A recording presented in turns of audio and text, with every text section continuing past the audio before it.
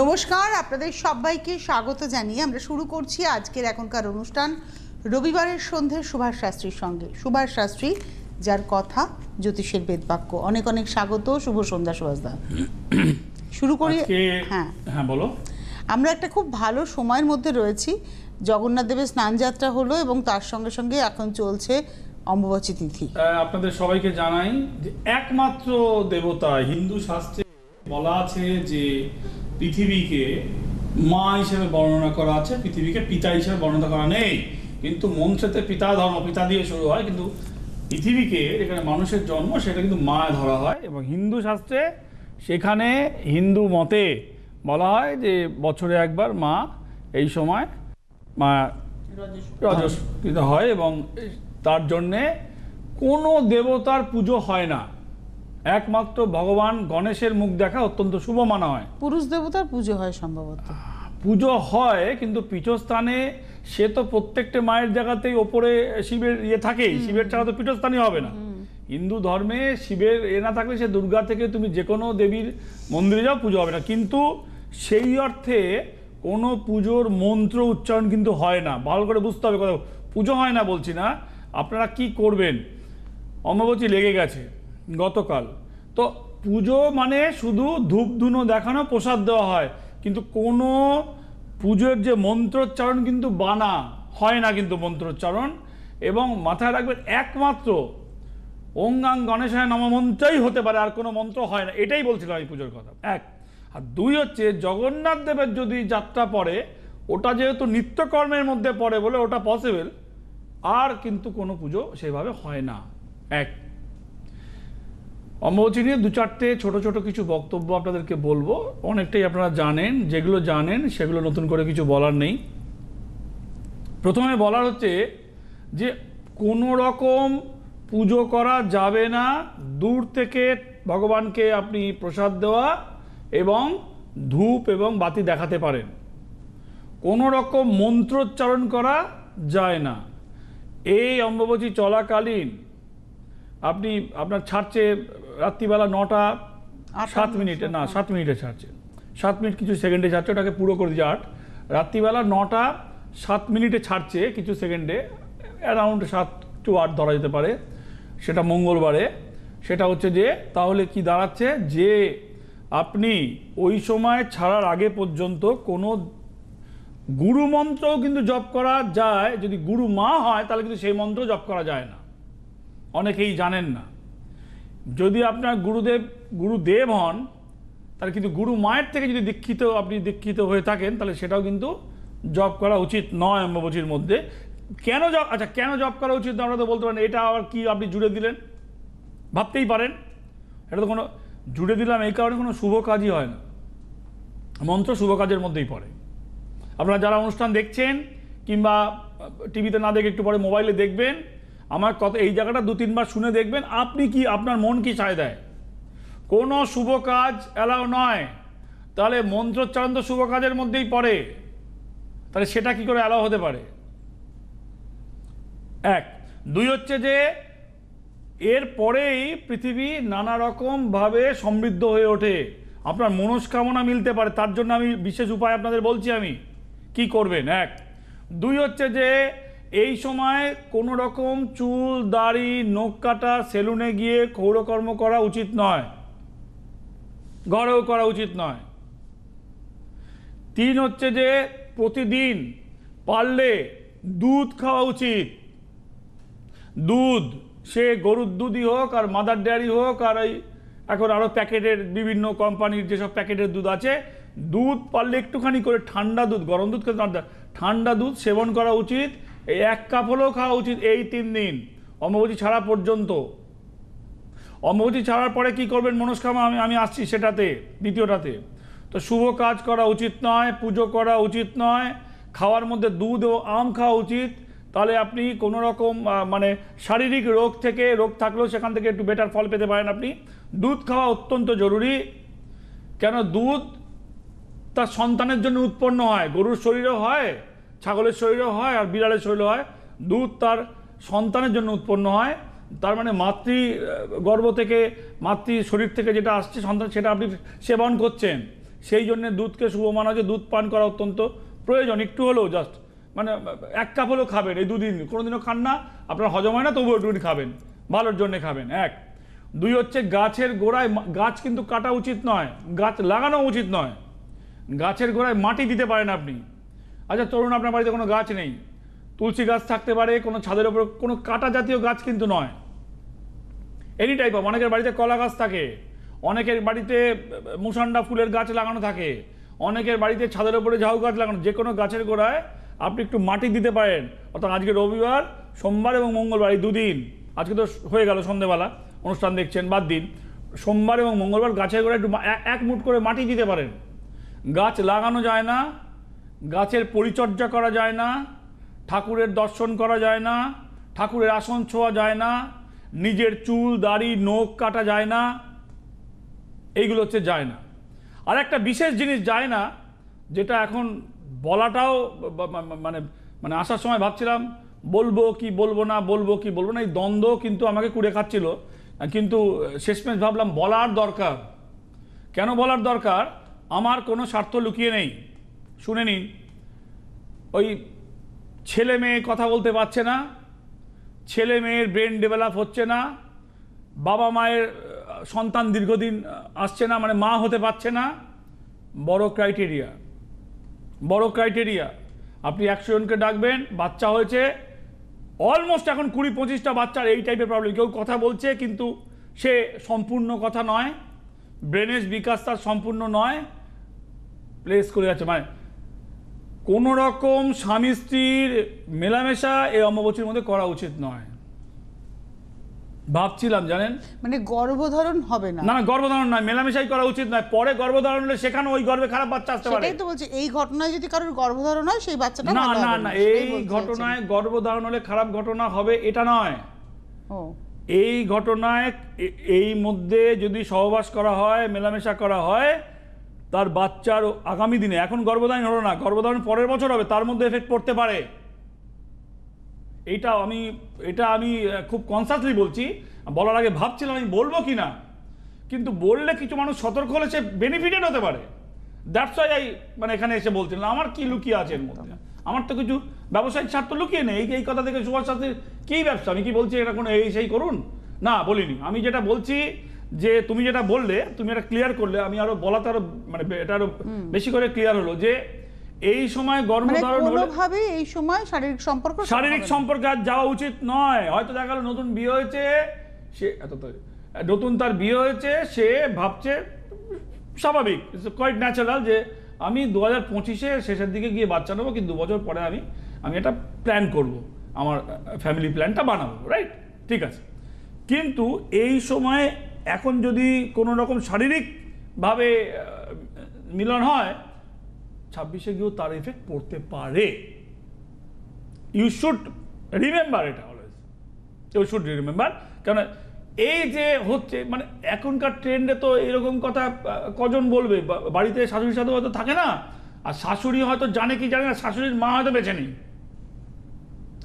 যে বলবে সেই লেভেলের লোক বেঁচে নেই, আর থাকলে তাদের সাথে থাকে না, কর্মক্ষেত্রে দুজনেই বাইরে থাকে। সো তাকে গাইড করবে কে? How to guide? Who is guide them?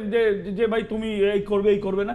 এই গাইডগুলো খুব নেসেসারি, কারণ তোমার 2 বছর পরে তুমি সাংসারিক প্ল্যান, ফ্যামিলি প্ল্যান বানাবে, তখন তোমার বাচ্চা হলে তোমার আসতে পারে। অর্থাৎ কিনা তোমার কিন্তু প্রভাবটা থেকে যাবে। তো এই ছোট ছোট জিনিস যদি একটু 3 দিনের ব্যাপার, 3-4 3.5 দিনের ব্যাপার একটু মেনটেন করা যায়, তাহলে মনে হয় তার লাইফটা ভালো হয়। লাইফ মেনটেন করার জন্য তো লোকে, লাইফে সাকসেস পাওয়ার জন্য তো লোকে এত কিছু করছে। বিয়ে করে ফট করে বাচ্চা প্ল্যানিং করছে না, বিয়ে দেরি করে করছে, চাকরি পাওয়ার জন্য প্রাণপাত করছে। তাহলে ফ্যামিলি প্ল্যানিংয়ের জন্য এইটুকু মেনটেন করা যাবে না? করা তো উচিত। আমার মনে হয় আমি গাইড করা উচিত ছিল আমার এই প্রোগ্রামটা রেকর্ডেড করছি, যতটা বেশি কথা বলা যায়, যতটা বেশি জানানো যায় আপনাদের। রাশিফল পড়বো, তারপরে মনস্কামনার কথা বলবো, কি করব আমরা যারা গৃহ মানুষ, কি করব বলছি। তারপরে 6 তারিখে অমাবস্যা আছে বলবো। আচ্ছা, 6 জুলাই। হ্যাঁ, আমি আগে রাশিফলটা পড়ে নিই, তাহলে অমাবস্যার মধ্যে এগুলো বললাম, রেস্ট্রিক্ট করলাম, এগুলো মানলে আপনার ভালো হবে। আপনি মানবেন কিনা আপনার ব্যাপার। আমার মনে হলো এগুলো বলার দরকার। এগুলো বললে অ্যাজ এ ফ্যামিলি ম্যান যে অনুষ্ঠান শুনছে, সে আমাকে নাই, আর আমার কিছু দরকার নেই, তার তো বেনিফিট হবে। কিছু তো বেনিফিট হবে। আসুন আগে রাশিফলটা পড়ে নিই, পড়ার পরে অমাবস্যা যেখানে ছাড় লাগার থেকে ছাড়ার জোর বেশি, হ্যাঁ, পুজো শুরুর থেকে বিসর্জনের জোর বেশি, মাথায় রাখবেন। যা কিছু এন্ড হচ্ছে, বলে না যার শেষ ভালো তার সব ভালো। শুরু যেমনই হোক, জন্ম হোক যথাযথা, কর্ম হোক ভালো, অর্থাৎ শুরু যেমনভাবে করুন শেষ ভালোটা হতে হবে, শেষটা কিন্তু ছাড়া। আমি আসবো রাশিফল পড়ার পরে। মেষ রাশি, কর্মক্ষেত্রে অসুবিধে, আর্থিক সুবিধে। আচ্ছা, কর্মক্ষেত্রে অসুবিধা, আর্থিক সুবিধা, প্রাপ্তি যোগ আছে, তার মানে বুঝে নিন। বন্ধুভাগ্য অশুভ, সম্পর্ক নিয়ে টানামানি। বৃষ রাশি, ব্যবসার ক্ষেত্রে ব্যয়, ব্যবসার ক্ষেত্রে টাকা চোখে দেখতে পাবেন না। ভ্রমণের যোগ, শুভ যোগ, প্রাপ্তি যোগও রয়েছে। ব্যবসা হলে টাকা দেখতে পাবেন না, আদারওয়াইজ কিন্তু বৃষ রাশি হলে। মিথুন রাশির শুভ কাজ, হৃষ্ট ফাঁড়া, ভ্রমণের যোগ, মতবিরোধটা হবে, অর্থ ব্যয়ও হবে, মতবিরোধও হবে, নিজের লোক গুরুজনের সাথেও মতবিরোধ হতে পারে। কর্কট, নানা রকমের মানসিক অসুবিধে, সম্পর্ক নিয়ে টানাপোড়েন, প্রেমজ সম্পর্কের কথা বলছি, স্বামী স্ত্রীর সম্পর্ক, বন্ধুবান্ধবীর সহ প্রেমজ সম্পর্কে টানাপোড়েন, বিবাহ যোগে বাধা, সামনে কিন্তু বিপদ। কর্কট হচ্ছে অসুবিধে, সম্পর্ক বললাম, বিবাহ যোগে বাধা, বিপদ। আচ্ছা, মিথুন রাশি ভ্রমণ বললাম। আচ্ছা, সিংহ, ব্যবসায় শুভ, কার্যসিদ্ধি, শরীর ভালো নয়, শরীর কিন্তু ডেভেলপ করবে সিংহ রাশি।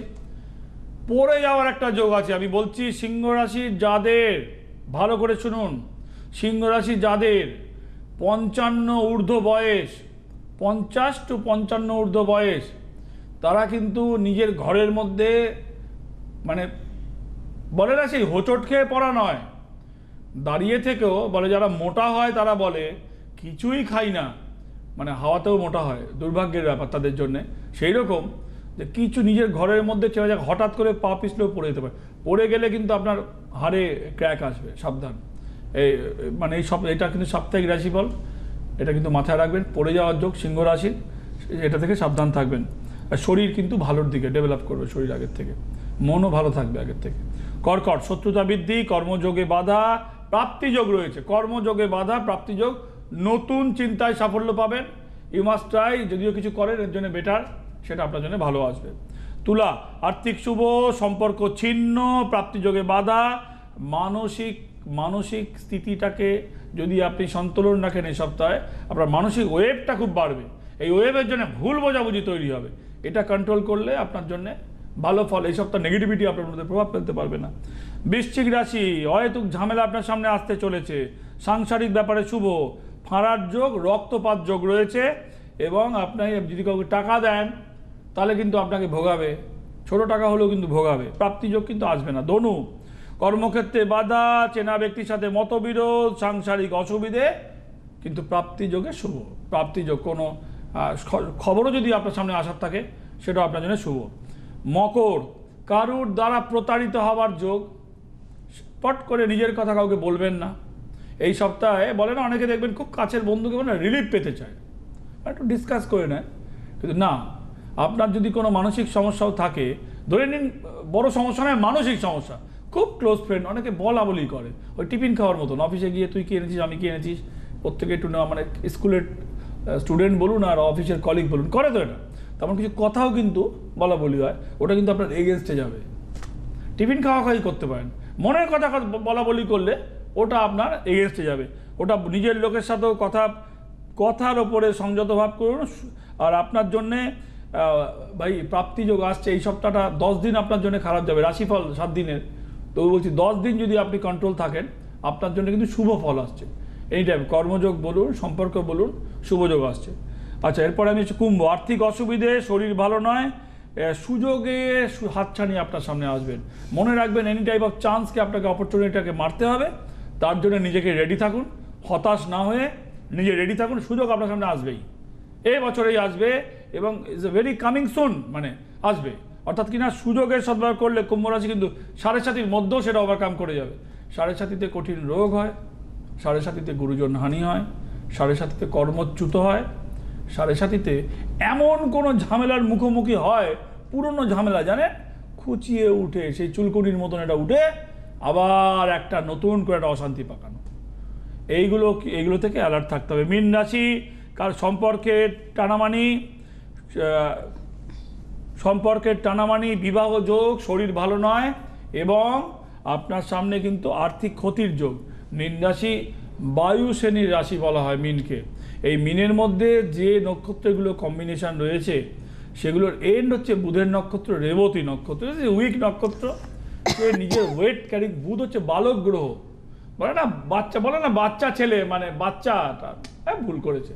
তো বুধের ক্যারেক্টার হচ্ছে বালক ক্যারেক্টার এবং বয়স হয়ে গেলেও তার কিন্তু ভুলের প্রবণতা থেকে যায়।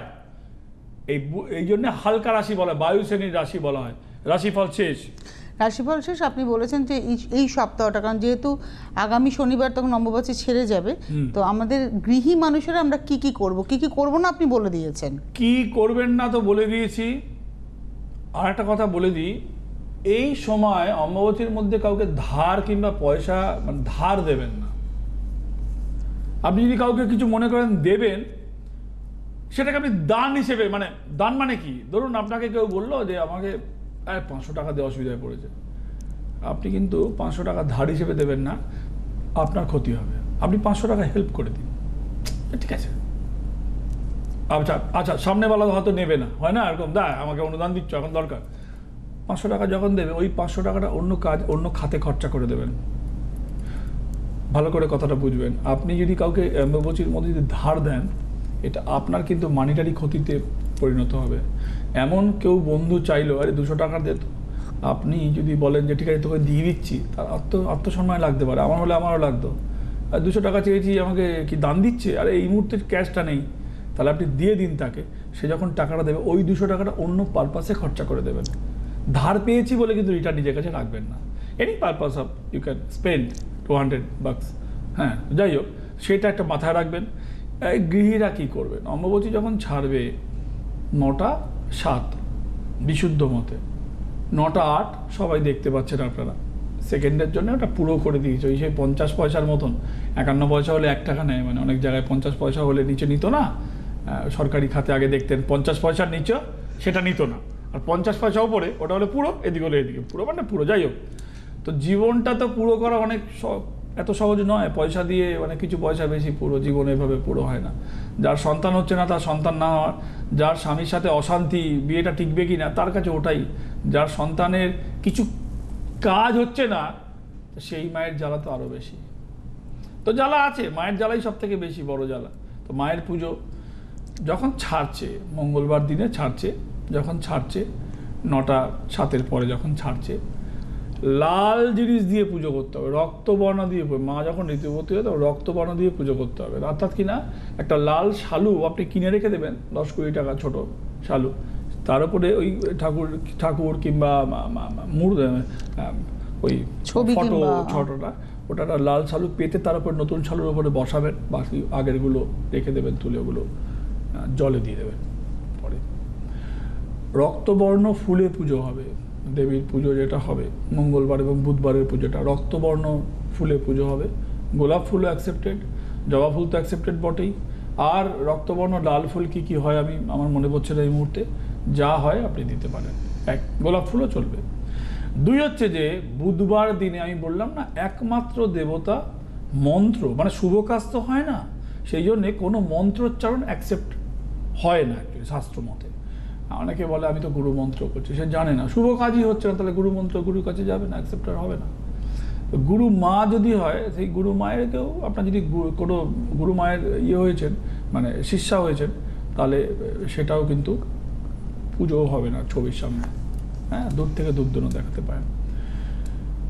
দান হবে, একমাত্র গণেশ পুজো হবে, ভগবান গণেশের পুজো হবে, মন্ত্রোচ্চারণ হবে, অত্যন্ত শুভ মানা হয়। এই যখন এই অম্বুবাচী চলে, এই সময় গণেশ পুজোটাকে শুভ মানা হয়। বুধবার পড়ছে, ছাড়ার পরের দিনটা যেহেতু গণেশের বার পড়ছে, গণেশের বারে সাদা চন্দন ভগবান গণেশের কপাল এবং পায়ে দিন, সাদা চন্দন, গুঁড়ো হোক, বেটে হোক, গুলে হোক দিন, লাড্ডু দিন, এবং তার গাঁদা ফুল এবং গোলাপ ফুল এবং ঘাস, দুব্বা ঘাস ছাড়া, গোলাপ, দুব্বা এবং গাঁদা ছাড়া গণেশের পুজো হয় না। দুব্বা ঘাস তো দিতেই হবে, যেহেতু ইঁদুর গণেশের বাহন, দিতেই হবে। দুব্বা ঘাস না দিলে শুভ হবে না। বুধবার দিনে ওগুলো করুন। আর 5টা ফল লাগান, গোটা ফল, কাটা ফল নয়, 5টা ফল লাগান সেই 5টা ফলকে 5 জনকে আপনি দান করে দেবেন, দিয়ে দেবেন কাউকে। ঘরের কাজের মেয়েটাও হতে পারে, এমনি মানে কাউকে দূরের লোককে দিতে হবে, নট দ্যাট, কাটবেন না। মনস্কামনার কথা বলছিলাম, আচ্ছা মনস্কামনা, আচ্ছা শত্রু দমনের জন্যে কিছু বলছো? না না না, হ্যাঁ, সেটা হচ্ছে যে শত্রু দমনের জন্যে অম্বুবাচীর মধ্যে ক্রিয়া আপনি করতে পারেন। আপনি তেজপাতা এবং শুকনো লঙ্কা পোড়াতে পারেন, তার মধ্যে কালো তিল একটু দিয়ে কর্পূর দিয়ে পোড়াতে পারেন। তাহলে সেটা কিন্তু মাটি করে পুঁতে দেবেন অম্বুবাচী ছাড়ার পরে, রাত্রিবেলাতেই পুঁততে হবে। তাহলে আপনাকে যদি আপনি সোমবার এবং মঙ্গলবার করেন শত্রু দমনের জন্য, মানে আমার প্রশ্ন হচ্ছে ধরুন আজ তো রোববার, সোম আর মঙ্গল আমার দুটো দিন হাতে আছে, দুটো দিন করলাম, সন্ধ্যাবেলায় করলাম, হ্যাঁ অমাবস্যার মধ্যেই করলাম সন্ধ্যাবেলা, মানে মঙ্গলবার। এই দুটো দিন আমরা কি কি করতে পারি? মানে এই দুটো দিন মানে অমাবস্যার চলাকালীন করতে পারার থেকে করতে পারি না লিস্টটাই তো মেন। আচ্ছা, করতে পারি না, অমাবস্যার মধ্যে কোনো কিছু শুভ হয় না, তো শুভ হয় না মানে সেখানে অশুভ কি করব? আমি কোনো কিছুই শুভ করতে পারি না, একমাত্র ভগবান গণেশের পুজো করতে পারি, মন্ত্রোচ্চারণ করতে পারি, আর কিচ্ছু করতে পারি না। আর পুরুষ দেবতাগুলোকে ঢাকছি না রক্তবর্ণ কাপড় দিয়ে। আর অ্যাকচুয়ালি কোনো শুভ কাজ হয় না, আমি এটা পার্টিকুলার করছি যে কোনো শুভ কাজ হয় না। তো এখানে ছাড়ার পরে দান আছে, গণেশ পুজো আছে এবং আপনার আরও রিচুয়ালস আছে। মনস্কামনা যেটা করব সেটা গিয়ে ওইটার পরে যে অমাবস্যাটা পড়েছে ওটা খুব অ্যাকসেপ্টেড, ওটা খুব অমাবস্যার দিনে আপনি যেটা করতে পারেন, যেটা আপনি প্রথম কথা হচ্ছে কোনো শুভ মনস্কামনাও করতে পারেন অমাবস্যার মধ্যে। শুভ কার্য নিষেধ। শুভ কার্য নিষেধ মানে একটা গৃহীকে আমি কি করতে বলবো? ছাড়ার পরে তাকে তো বললাম 5টা ফল লাগাচ্ছ তুমি, সেটা তুমি দান করছো, আর তুমি ছাড়ার পরে তার যেখানে ঠাকুর থাকছে তার কাপড়টা পাল্টে, নতুন কাপড়টা পাল্টে দিচ্ছ, লাল জবা, লাল গোলাপ, লাল ফুলে দেবীকে পুজো করছো। আর এই কদিন যেটা করতে পারো, তোমাকে দুধ খেতে হবে। আমি নেসেসারি আমি বললাম যে দুধ খেতেই হবে আপনাদেরকে, 1 কাপ হলেও খেতে হবে, ঠান্ডা হলেও ফ্রিজে রেখে ঠান্ডা হলেও খেতে হবে, দুধ খেতেই হবে। দুধ এবং আমের টুকরো খাওয়া খুব জরুরি। আপনারা বলবেন ওয়াই আম? দুধ কলা দিয়ে তো সাপের পুজো হতো, মা মনসার পুজো হয় দুধ কলা দিয়ে, তাহলে কি অম্বুবাচীর পুজো হবে দুধ আম দিয়ে? হ্যাঁ হবে, দুধের বিশেষ কারণ আছে। আর গাছের গোড়ায় মাটি দিতে পারো, যেটা তোমাকে বললাম 1 মুঠো মাটি। তাহলে আমরা কি করতে পারি? দুধ আম একটুখানি খেতে পারি, 2 দিন গাছের গোড়ায় একটু মাটি দিতে পারি। আর শত্রু দমন হলে এই দুটো জিনিস করতে পারি, যেটা গিয়ে ওই ছাড়ার পরে রাত্রিবেলা গিয়ে পুঁতে দিতে হবে। কোনো টবেও পুঁততে পারেন আপনি, বাইরে যেতে হবে নট দ্যাট, টবেও পুঁততে পারেন। সম্পর্কের উন্নতির জন্য কি করতে পারি? এর মধ্যে সম্পর্কের উন্নতির জন্য কিচ্ছু করার নেই। সম্পর্কের সাথে কোনো রকম শারীরিক সম্পর্ক করা যাবে না, কোনো রকম মানে সম্পর্কের উন্নতির জন্য এখানে কিচ্ছু করার নেই। আর অর্থনৈতিক উন্নতির জন্য ভগবান গণেশের পুজো হবে, ভগবান গণেশের পুজো হবে। এই কদিন সাদা চন্দন তার পায়ে দেওয়া হবে, ভোগ লাগানো হবে এবং বুধবারও পুজো হবে। 1 2 হচ্ছে যে অমাবস্যার দিনে আপনি যেটা করতে পারেন, অমাবস্যার দিনে আচ্ছা গাছের গোড়ায় মাটি দেবেন, কাটা গাছ কিন্তু না, গোলাপ গাছের গোড়া যে গাছে কাটা আছে টবের মধ্যে, আপনি গিয়ে গাছের গোড়ায় 1 মুঠ করে মাটি দিলেন তা কিন্তু হবে না। কাটা নেই এরকম গাছে দেবেন। তুলসী গাছ দিলে ভালো হয়, নিষ্ফলা গাছ, তুলসী গাছ দিলে, শ্রীহরি চরণে দিলে ভালো হয়। অমাবস্যার দিনে যেটা করতে পারেন, সেটা অমাবস্যার দিনে আপনাকে স্নান করতে হবে। প্রথম সকালবেলা উঠে সকাল ভোরবেলা স্নান করতে হবে। স্নান করে আপনাকে একটা গোটা ফল, মানে অনেক বিচি সম্পন্ন, যেটা হচ্ছে আপনার বেদানা, একটা অনেকগুলো সমষ্টিগত একটা ফল, সেই ফলটাকে আপনি তার উপরে মনস্কামনা করলেন, মনস্কামনা করে আপনি রেখে দিলেন। সেই ফলটা পরের দিনে, অমাবস্যা ছাড়ার পরের দিনে দান করবেন মনস্কামনার জন্যে। দান করে আপনি মন্দিরে পুজো দেবেন, মন্দির দূরে নেই তাহলে ঘরেই দেবেন, মন্দিরে হলে মন্দিরে দেবেন। অর্থাৎ ওই ফলটাকে ওকে দান করবেন, দান করে মন্দিরে পুজো দেবেন, মন্দিরে পুজো দিয়ে এসে নিজে খাবেন, তার আগে কিছু খাবেন না। এটা হচ্ছে অমাবস্যার মনস্কামনার জন্য। আর অম্বুবাচীর জন্য কি হলো তো আমি বুঝিয়ে দিলাম, মনে হয় একদম আমি যতটা বোঝাতে পারলাম। অনেকটাই বোঝাতে পারলেন, পুরোটাই আমরা বুঝলাম। আজকে হাতে সময় নেই, গুরুদেবের নির্দেশ, মায়ের আশীর্বাদে সুভাষদার এই পথে হাঁটা এবং তার কথা আপনার ছকের শেষ কথা হয়ে ওঠা। আজকে এই মুহূর্তে এই পর্যন্তই। অনুষ্ঠান দেখতে থাকুন। নমস্কার। জ্যোতিষ হল বেদের অঙ্গ, আর সুভাষ শাস্ত্রীর কথা জ্যোতিষ জগতে বেদ বাক্য।